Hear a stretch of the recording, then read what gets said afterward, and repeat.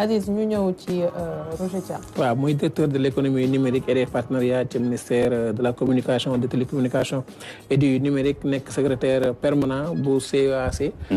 tey bu ñuy taxaw ci liggéey boobu nga xam ni yaa ngi wax ne mu ngi am. naka la ñu mën tey pour am xayma est-ce que c'est possible ci tissu numérique bi nu mu toll ci réew mi.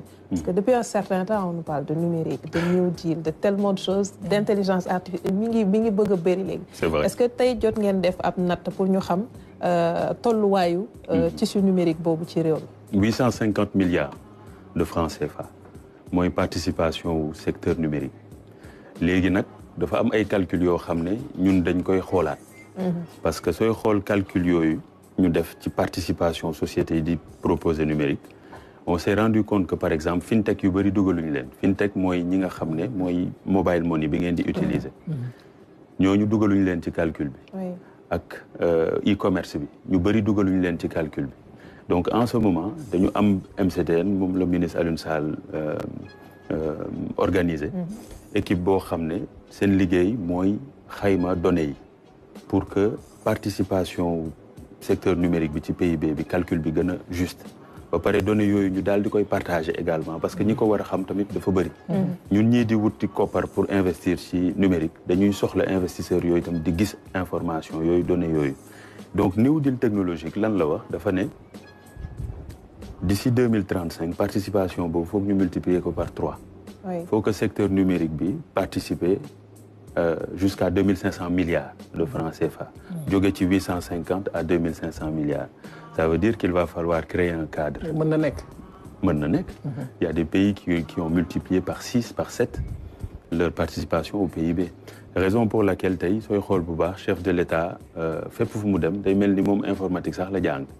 Il parle du numérique partout où il passe parce qu'il sait que le nouveau xam na ne tey challenge bu bees fii nga xam ne foofu la Afrique nara non pas rattraper mais jëmp tëb ñi nga xam ne ñoo ko raw ci numérique la moo tax ñun ñëpp ñu ngi ciy xàccandoo di ci dóorandoo en même temps. ça veut dire que kon dañuy war a taxaw ci formalisation parce que bu fekkee ñu bëri bokkuñu ci décompte bi nga xam ne moo ñu def. c'est vrai maanaam ñenn ñi aussi ils répondent pas aux critères pour que ñu mën a am kër yoo xam ne dinañ leen mën a comptabiliser bu ñuy wax ci récupérer xaalis. absolument et puis tu sais dafa formalisation xam nga ñu ngi koy wax depuis hyper longtemps. Mais première étape big ëpp solo c'est l'identification. Ouais. Et grâce à l'adoption du numérique on arrive aujourd'hui à identifier de mieux en mieux. tey ki nga xam ne tey déclaré wul boppam sax mu ngi utiliser Wave mu ngi utiliser Orange Money mu ngi utiliser leneen ak leneen. am nañu trace am. on arrive petit à petit à créer l'identité qui fait que nit ki xam nañu ne kii fii la nekk fekk te ci lii lay liggéey te lii la ciy générer. léegi petit à petit en fonction de cadre bi état di mettre en place. nit ki dina gis ay avantages ñëw formaliser. te fa lañ jëm incha allah. Mariam. Soxna Aram déjà rek di leen féliciter. merci en plus di wax aussi est-ce que yéen a ngi jàppale les start-up aussi. parce que am nañu un rôle essentiel bi nga xam ne tamit ñu ngi koy jouer ci wàllum numérique. bu ñu nee numérique aussi. man dama am feneen foo xam ne dama fay dem muy wàllum comme les importations.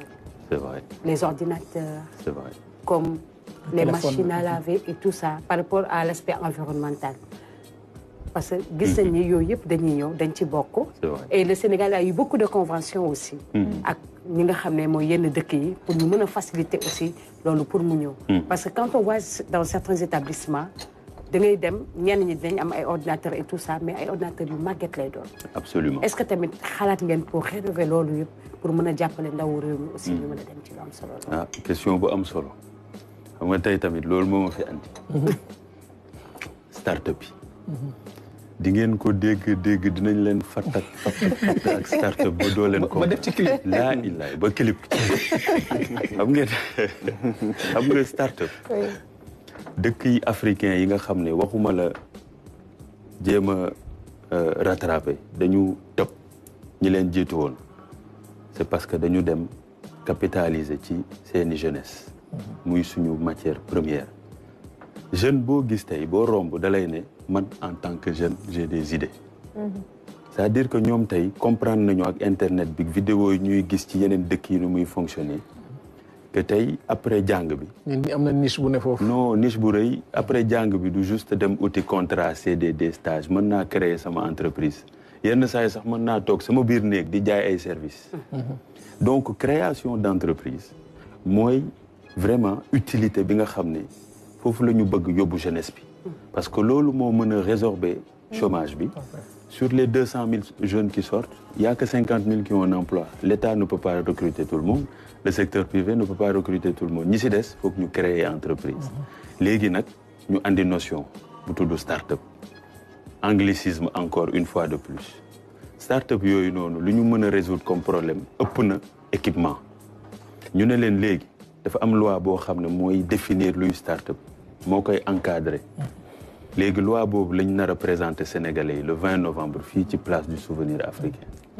Voilà lu ñuy naan Start-up Act. Enfin État du Sénégal dina reconnaître ay start-up ay entreprises yu ndaw yoo xam ne day ne ñii damay assumer ne dama leen di ber defar leen togg leen ba ñu màgg mel ni ñi mag ñi nga xam ne ñu ngi contribuer massivement ci impôt.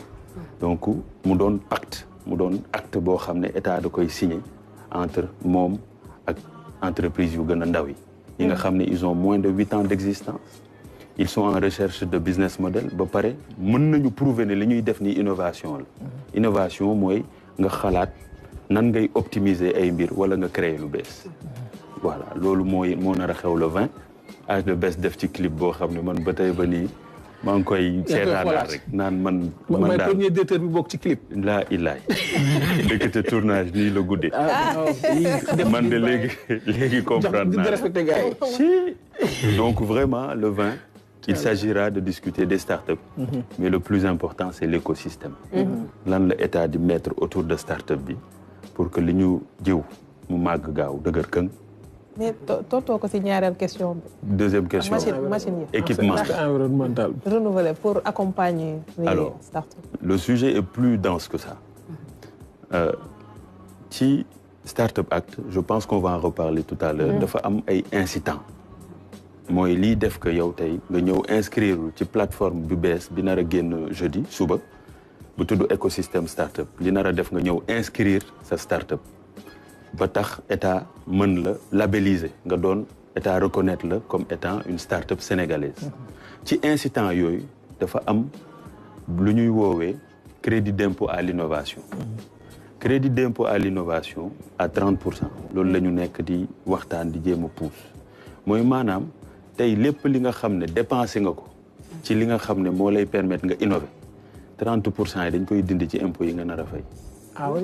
Après te dafa fekk on va peut-être en reparler tout à l'heure mu doon équipement ordinateur mu doon serveur lu la neex dafa am lu bëri lu ñu ciy dindi ba pare teg ci ñu yokk ci incitant yooyu lu ñuy naan TVA. TVA dañ koy dindi ci bépp équipement boo xam ne da nga koy jënd également pour liggéey au quotidien en tant que start-up. Ah oui. Donc loolu yëpp moo tax je pense on va en reparler tout à l'heure. Et puis il y a les objectifs de durabilité les ODD. Parce que pour pollution bi tout il y a beaucoup de choses à dire mais bàyyil ma teaser. Merci ñu ñëwaat ci Aziz ci directeur OGE yaa ngi wax programme muy écosystème start-up. Plateforme la. Ay activité la comment ça va se passer. Beneen bi mooy wax nga fi sànq ne état bi day reconnaître ay start-up. Absolument. Reconnaissance boobu ci ban processus lay jaar. Absolument. Il y a 3 notions dafa am ñetti mbir yoo xam ne dafa nar a bees ci waxtaan yi. D'abord mooy loi Startup Act. Mooy loi bi di lié état ak entreprise yu ndaw yi. Mooy loi bi nar a définir lan mooy start-up Sénégal. Pour que entreprise yi xam ne ndax bokk nañ ci lii wala bokkuñu ci. loi 2020-01. Exactement. Dañ ko voté en 2020 mais bon il y a eu beaucoup de complications. Ça n'a jamais été opérationnalisé. Quand on est arrivé en avril ñu dem jëli ñu ne ñu comme que yéen expert ngeen ci entreprise yu ndaw yi ñëw leen ñu xoolaat ñu ciy waxtaanee pour opérationnaliser ko parce que soxla nañu ndaw yi ñu màgg gaaw pour di participer aussi à l'effort. D'accord. Donc loi Startup Act muy première notion bi ngeen xam ne di ngeen ko dégg un peu partout. Écosystème startup benn label la loi bi dafa ne suñ la reconnaître comme startup dafa am comité boo xam ne comité boobu dañuy toog comité boobu nag mooy CEAC mooy commission évaluation appui et coordination. D'accord. Ci commission boobu am na ay nitu DER ay nitu FONGIP ay nitu FONSIS ay nit ñi nga xam ne daal ñooy yëngu ci investissement financement des entreprises ñooñu noonu suñu jotee sa dossier ñu xayma xool ndax dugg nga ci critères yi soo duggee ci critères yi ñu jox la label écosystème startup mooy maanaam bokk nga ci mbir mi léegi su mel ni problème mu média yi après suñ la joxee label bi problème mu identifier après indi coow yu bëri après bon c'est deux activités différentes alors xam nga l'investissement l'économie quand même est un peu plus on arrive à objectiver nos arguments plus organisé comme certainement le fait les médias mais ku nekk am na combat am je pense hein.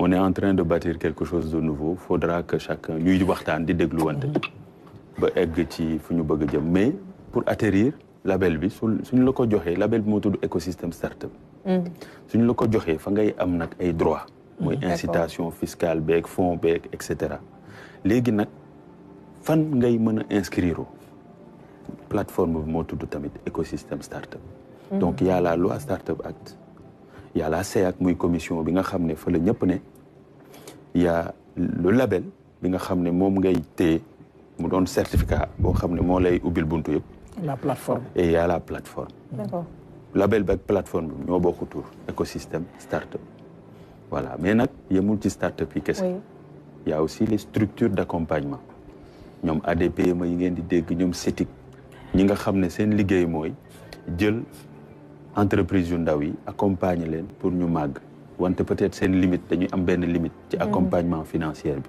mais l'accompagnement technique dinañu am ay nit yuy xelal entreprise ñooñu tamit dañ leen di agréer léegi loolu finalité wu lii yëpp lan la effectivement moo tax xam naa nga def link bi ak li xew ci presse bi dañuy cartographier xam kan mooy kan ñu xam kan mooy kan ak données ak lu muy def voilà stratégie soo koy togg mënoo ko togg ci manque de données oui données su amul li ngay def yëpp yàlla baax na lay doon mais léegi dañ toll foo xam ne ñi nga xam ne ñooñu la ñu war a waxtaanal pour ñu ñëw appuyer start-up yi dañu soxla information yu leer pour di comparer lu tax ñu war a ñëw Sénégal wala Kenya wala ñeneen yeneen dëkk yi ñu raw ñu war leen tëb dañu am données yooyu ñun ñu ne léegi données yooyu léegi dañ leen di fabriquer léegi pour fabriquer leen dañuy dugal ñëpp ci benn commission ñuy liggéeyandoo ku nekk andi sa base de données wu entreprise ñu liggéey ci ak experts yi nga xam ne mën nañ ci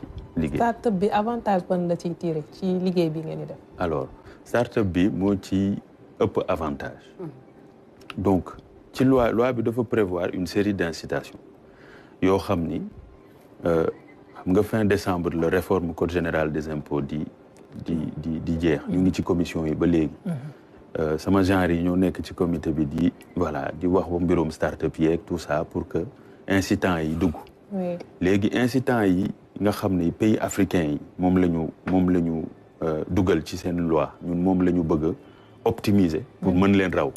parce que suñu start-up yi ñu ngi bëgg jéggaani Sénégal di dem feneen ñun pour mën leen garder faut qu'on leur propose mieux que li yeneen dëkk yi di proposer comme Tunisie Bénin et cetera. D'accord.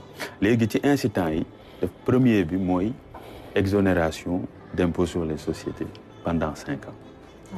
loolu ci start-up loolu doy waar sax moo tax gouvernance bi am ci solo bu baax a baax a baax cadre bi am ci solo bu baax a baax c'est les meilleurs experts qui vont calibrer et choisir les start-up qui vont être labellisés donc exonération bi nga xam ne d'impôt sur les sociétés sur 5 ans mooy maanaam yow say bénéfice duñ ko laal pendant 5 ans parce que tu as moins de 8 ans yaa ngi wut sa bopp ba léegi sa business model leeragul mais prouver nga ñu innovation ñu ne léegi xaalis bi ngay gagné denc ko pour sa société soxlaguñ ko parce que yéen li ngeen di participer ci impôt bi bëriwul trop mais dañ leen di ber comme caat ci kër bool bi nuñ koy tegalee boolam ne ko xoolal bul bokk ndabli ak mag ñi ñoo la dàq dànk fuuf dañ lay beral ba nga màgg mën dànk ni ñoom nga doog a bokk bool ba ak ñoom loolu lañ nar a def ak start-up yi donc crédit impôt boobu noonu impôt exonération impôt sur les sociétés c'est très important un crédit d'impôt d'innovation à 30%. Innovation ça coûte très cher xam nga gis benn affaire muy fonctionner nga ne mën na fonctionner lu raw li dafa laaj moyen moyens yooyu foog nga dem wuti ko léegi dañu ne loo ci dugal rek 30% yi dañ koy retirer ci sa impôt yi nga war a fay. Tu comprends? Oui. Donc dafa am ñoo xam ne yenn start-up yu bëri yoo xam ne loolu dafa nar a wàññi lu bëri ci seeni frais au quotidien parce que ñoom ay serveurs la ñuy jëndi. Aujourd'hui on te parle d'intelligence artificielle calculateur yi dafa ça coûte excessivement cher.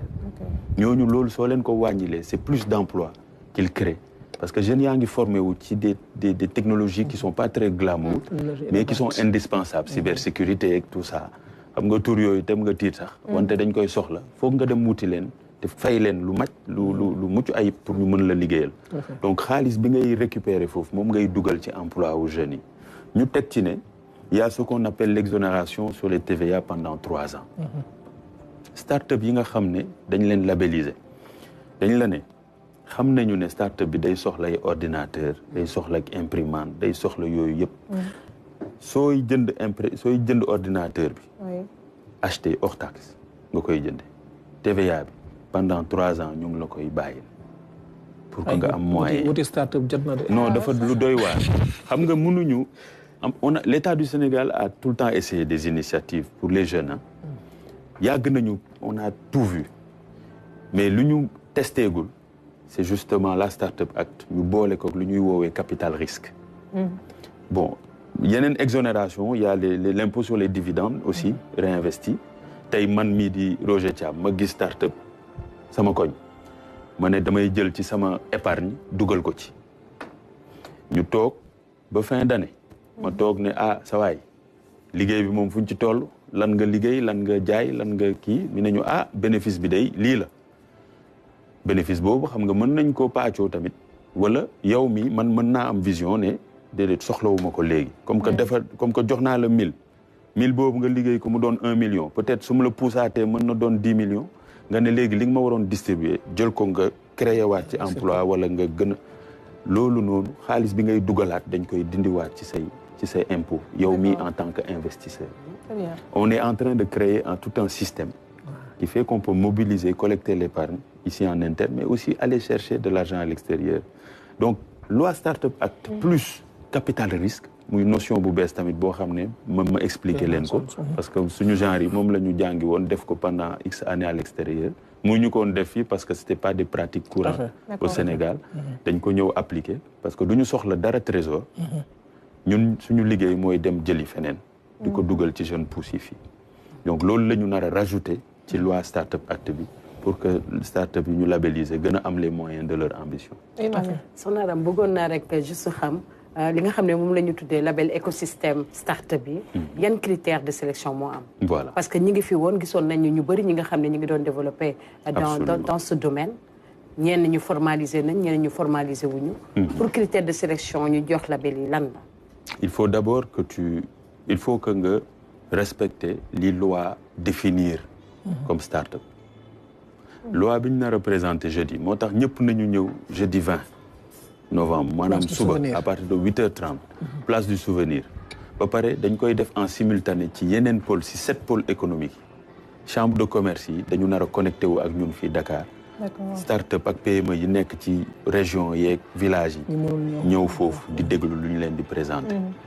Loi bi lan la définir dafa ne critères yi nee na il faut que nga am moins de 8 ans loolu la loi bi wax ba pare loi bi ne faut que nga doon entreprise boo xam ne yaa ngi wut sa business model sa modèle économique maanaam yaa ngi jaay yaa ngi jënd yaa ngi jaay wante xamagoo modèle bu stable boo xam ne yow xam nga ne lii kat jaratul sax may rey sama bopp modèle bi dox na xaalis bi dina dugg dinaa jaay sama service yaa ngi wut sa bopp.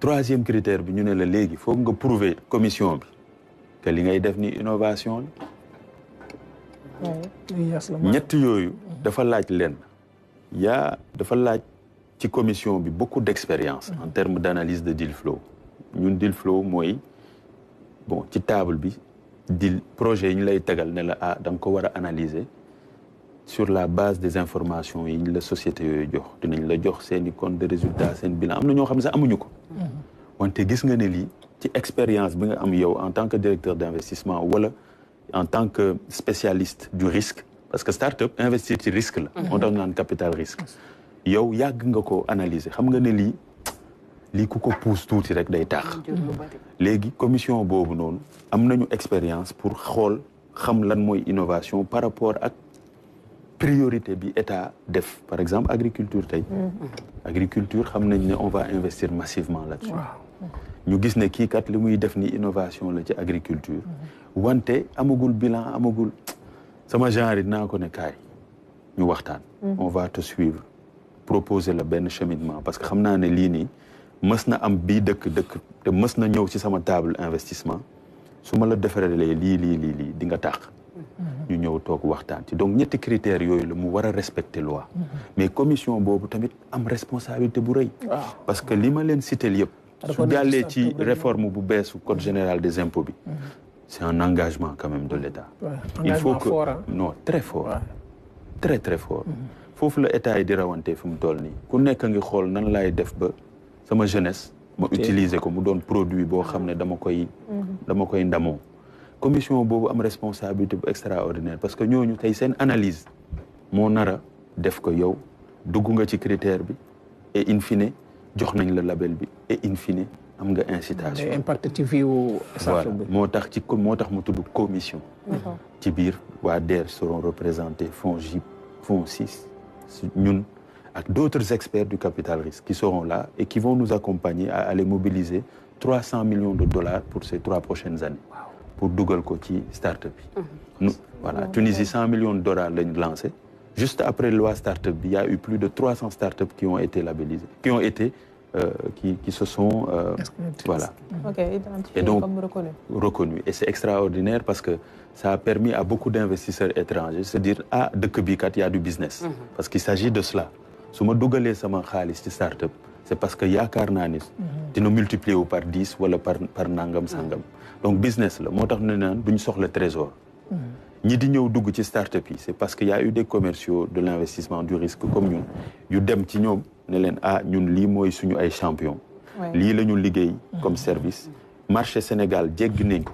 ñu ngi ci région yi ñëw leen ngeen dugal ci seen xaalis parce que ku ci dugal 100 am 1000 mu doon business gagnant gagnant sànq wax na benn bu ma interpellé mais dama siy dolli leneen mooy ndax dafa am secteur yu ngeen privilégié wala nit ki ci lu muy mën a investir na taxaw rek ngeen accompagner ko beneen bi mooy am na ci ay kër yoo xamante ne xëy na yu bees lañ wala amaguñu 8 ans boobu ngay wax mais dañu am jafe-jafe ci wàllu numérique est-ce que il est prévu avec écosystème start-up ñu accompagner leen sur le plan technique pour que ñu mën a am compétence yoo xam dina leen permettre aspect digital numérique ñu mën ko gérer absolument le dispositif est ouvert loi bi waxul juste foog nga doon start-up numérique start-up innovante tailleur sax mën na innovation menuisier sax day innovation agriculteur day innovation am na benn pêcheur boo xam ne c'est un projet qui m'a marqué parce que c'était la première fois ma toppoon pêcheur ci biir géej gi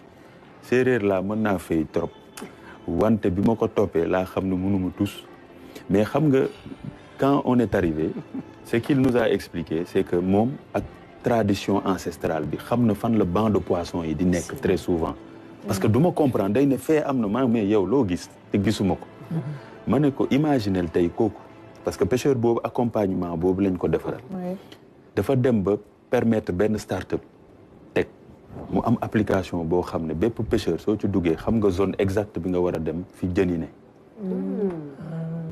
d'accord gis nga tey loolu innovation bu mag la woon parce que ñi yoroon gaal di perdre temps di lakk carburant di dem rek xam nañu ne fii la ñu fa ngay jubali rek dem wuti ñëw bu dem wuti et puis ça permet aussi pour préservation biodiversité tant que tu as de la donnée c'est extraordinaire donc en fait ce que je veux vous dire par là c'est que tous les secteurs tous les sectoriels sont impliqués léegi mbir mi lan la rawante ku dàq innovation sa morom yàlla na la yàlla may ndam waaw c'est ak accompagner la accompagner boobu ci lan la ndaxte danañ fi gis dañ daan accompagner ay jeunes parfois nga ñëw ko xam musul laal 1 million nga jox ko 5 millions mu dem ba ci yàgg affaire yi ni forage tey jii yéen accompagnement boobu lan la da ngeen di joxe xaalis wala da ngay ku ngeen nit ki permettre ko tey jii mu gën a développer li nga xam ne mooy start-up start-up bu ñu labelliser rek dañ lay lier tout de suite à ce qu'on appelle une structure d'accompagnement comme ay Orange Digital Center comme ay CETIC tout de suite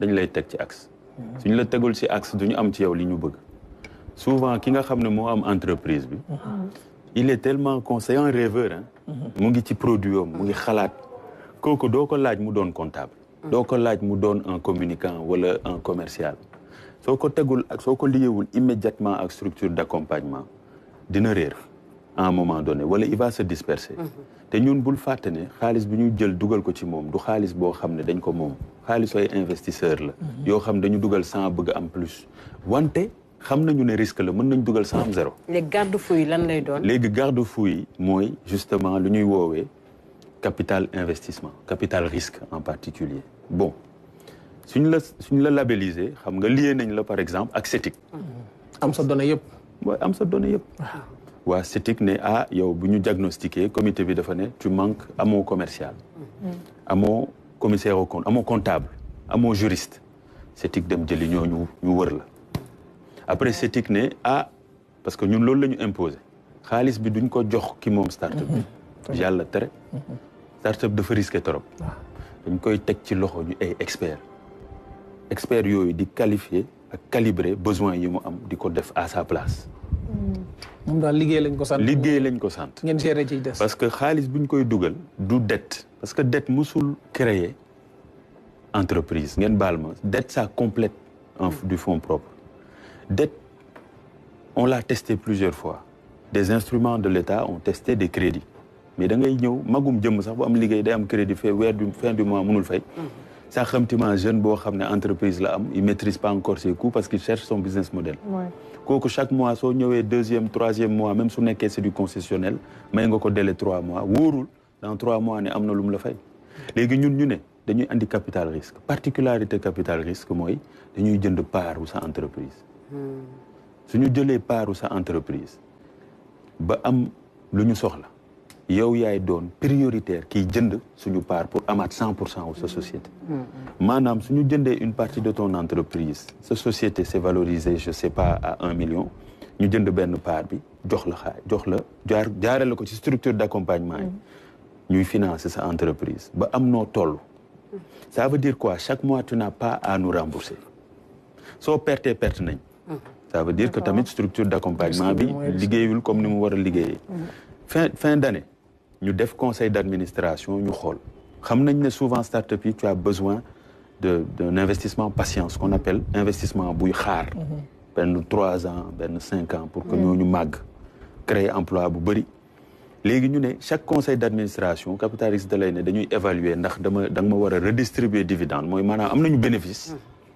mën naa ci copp tuuti am déet mais très souvent capital risque da lay ne noo dencal pour ñu jël yeneen salariés yu bees ut yeneen marché pour que nga scalable maanaam nga passer à l'échelle non seulement tu vends plus ici mais tu arrives à t'internationaliser parce que mooy étape en plus après scalabilité échelle nationale ñu dem ba boobu noonu suñu demee nag ba 3 ans fekk màgg nga mosoo ñu rembourser xaalis bi ñu la jox te amaana sax ci 3 ans yi dugalaat nañ parce que yaa ngi ñuy won li nga xam ne dal na suñu xel société bi mu ngi ñuy won lu dal suñu xel ñuy dugalaat di jënd plus de parts sans pour autant diluer paru fondateurs yi pour que ñuy am droit de vote quand même ci seeni propre société expertise boobu la ñuy andi et loolu lañ leen nar a accompagner Tunisie won nañu ne ça fonctionne le Kenya nous a montré ça dans les pays anglophones ils ont compris le dispositif depuis des années sama genre yi on a fait Cap-Town Afrique du Sud Kenya en France on l'a fait en Suisse c'est un modèle qui fonctionne mais il faut que non le Bénin kay bu ñu ko comprendre moo tax ils accélèrent moo tax ñun on est venu en force ñi ko jàng bëriwul mais ñun ñëpp tey dañu mànkoo doon benn nar ko appliquer ici au Sénégal pour ces prochaines années Elzabeth moom lu ko indi ci xew ci conseil d'administration bi man day moom mooy loo leen man Elzabeth te xaw ma conseil am kuy toog ci kanam de man dinaa ci bokk lu leer laa leen wax c'est un entrepreneur il a compris le dispositif Startup Act très très très tôt parce que un moment bu ñu koy expliquer sax mu ne mais lii amul beneen amul lii parce que tey start-up yu bëri dañuy dem di ubbi seeni siège yeneen dëkk pour profiter de li fa am di daw dëkk bi taxi yeeg yëpp dañ leen ko teggil mais bien sûr tey artiste boo gis entreprise moo am ci ginnaaw c'est des employés même les influenceurs yi ngeen di gis ni c'est des entreprises derrière. Ils ont compris. Ils se sont formalisés, ils se constituent. Quand ils ont compris, quand ils ont vu le dispositif, ils ont dit ah, fii kat dafa laaj sacrifice. Bàyyi ñu daw, ñu jàppale lii parce que ñun ñëpp a ciy gagné. Aar bi tamit am magie wam. Gars yi saa ñu ci duggee rek mbir bi tas. Depuis démb, depuis clip bi, je reçois 10 000 appels. C'est extraordinaire. Et c'est grâce à eux, hein. Et puis les ambassadeurs qui sont passés. Et la musique est très très belle. Le texte aussi, parce que man koy dégg mi ngi wax naan nga jógee Ziguinchor, Guédiawaye wala xaw ma fan mën nañoo bokk jotaay. Mooy li nga doon wax. Fexe connecter les différents pôles pour que liggéey bi tamit gën a mën a suuf. Voilà, c'est ça. Et il l'a compris. Hein. Man, quand il m'a proposé le texte, je pense qu'il l'a fait en une soirée. Dafa ñëw def réunion ak ñun, ñu expliquer ko woon, mais il avait déjà une culture générale extraordinaire. Et le soir même, il me montre le texte. Et il a compris que c'est national. Tout à fait. Que Dakar kese. Suñu genre yi, on vient de Joal. Chaque vendredi dañuy ñibbi fi ñu dëkk. Te nan laay nattee yenn saa yi li ñuy def mooy su ma egsee Joal Fadiouth ba ne leen waaye yëg ngeen New Deal technologie wala yëg ngeen lii ñu ne ma xam nañu am xamuñu ma doog ñii nag les artistes nous permettent justement de communiquer autrement. Tout à fait. La com institutionnelle, c'est une chose, mais il faut quand même qu'on arrive à toucher la base. Perception, c'est important. L'opinion est importante. Ni c'est un écho extraordinaire. Voilà. Rendez-vous demain. Ah, 8h30. Ah, le ministre bu jiitu daal doo dugg. Non, waaw teel leen ñëw parce que innovation la. Chef de l'État andi ko. Le ministre Alioune Sall a poussé surtout ci parti fonds de fonds bi dañu ne pipe mu andil ma investisseur boo xam ni teg na sur la table lu ma musul gis. Donc aujourd'hui les autorités sont alignées. nañ ci jàpp ñëpp ñëw mu doon une journée de fête aussi parce que c'est une fête avant tout parce que l'État s'engage à reconnaître les petites entreprises et à leur faciliter la vie, tout simplement. Merci beaucoup, Roger Thiam. Merci à vous. Gërëm bu baax ci leeral yi, directeur de l'économie numérique et des partenariats ci ministère bi nga xam ne moom lañ dénk fànn boobu ñu lay jaajëfal